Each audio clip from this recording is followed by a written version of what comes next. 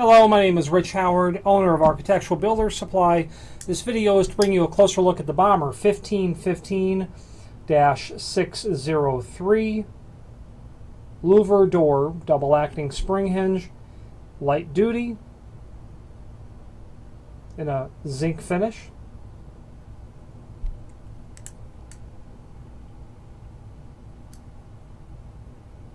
(1515) is representative of the fact that this is a double acting spring hinge. Consists of the two leaves. This would be the leaf that would be attached to the jamb. Okay, this would be the leaf that would be attached to the door edge. This model, it would be typically mortised to the edge of the door so that this leaf was flush. Okay. The 603 stands for the fact that this is in the zinc plated finish. Zinc is a nice finish for a couple of reasons. First, it's corrosion resistant to a certain extent. Zinc coating is naturally corrosive, corrosion resistant. It's also a less expensive version of a chrome finish.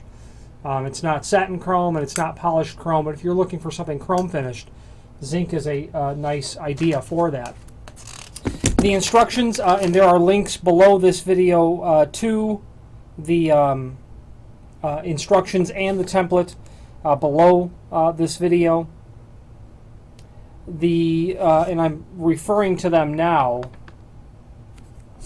Okay.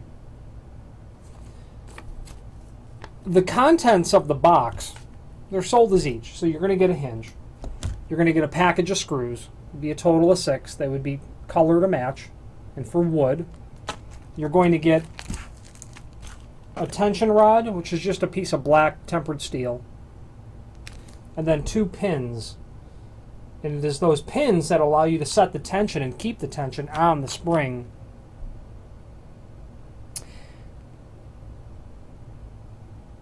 The instructions clearly indicate how to set the tension. You can only turn these, well, you can turn them either way, but they're to be turned clockwise. So, as you insert the tension pin, now this is the part where we're going to set the tension. As you insert the tension pin and rotate it, okay, you see that I can reveal other holes there. And it is into one of these holes that you would insert the pin. And as you relieve the tension on the tension bar, it'll hold there, and the tension for that spring will be set. You can then remove your tension bars.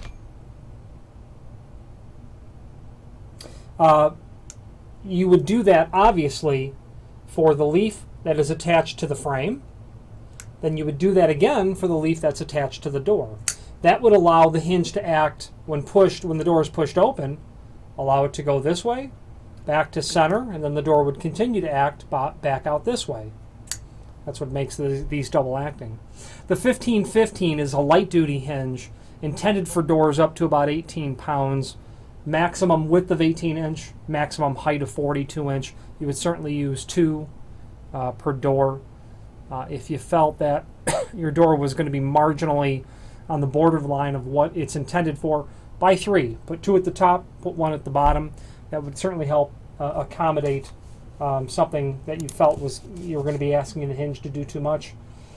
The template shows the formula by which you need to size the net door width based on your frame opening.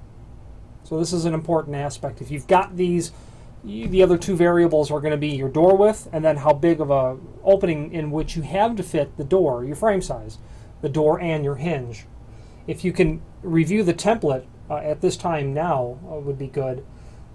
You can see in the upper right hand corner that there is going to be 2 different dimensions based on whether or not you're mortising this door leaf to the edge or if you're surface mounting it. Okay.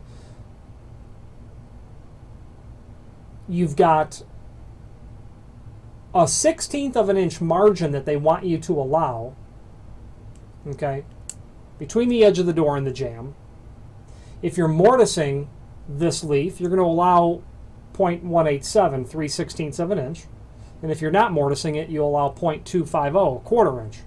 So your door size needs to be smaller just on that side alone by a 1/16 plus 3/16 or a 1/16 plus a quarter inch, whether or not you're mortising this. Then you're going to have your B clearance on the opposite side. The B clearance on the lock side, or the lock jamb, is going to be two different dimensions as well. It can be a quarter inch, or it can be 1/8 of an inch. The quarter inch is if you're going to have a square edge door, and very importantly, these hinges will only work from 1/8 to 1.5 inch thick doors. Anything thinner, it's not going to work. These screw holes are not going to get into something smaller. Anything thicker, the door will physically not fit into the mouth of the hinge here. If you're doing a square edge door, you got to have a quarter inch on the opposite side. For the door, this, my hand is the jamb, the door's got to be able to go in and out. Okay, so you've got to leave a quarter inch between the jamb and the door for this to rotate correctly, or to operate correctly. If you're going to round over the edges of the door, if you're going to take a door and you're going to round over the edges with a router and flip the door over and then round it over again, you can get that margin down to 1/8 of an inch. And that's because you're taking the square edge off of both of the edges of the door.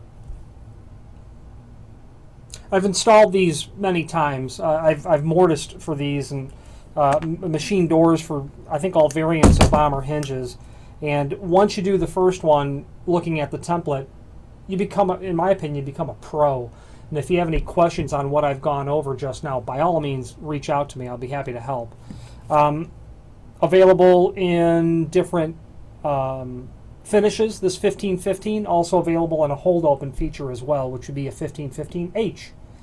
One last thing I do want to point out, the logo from Bommer, you can see there. You can see right above it, it says Made in USA, a fact that Bommer is quite proud of, as am I, to represent them. If you have any questions on the Bommer 1515, 603 double acting light duty louver hinge in a zinc finish, or any other Bommer product, please feel free to reach out to us. Thank you very much.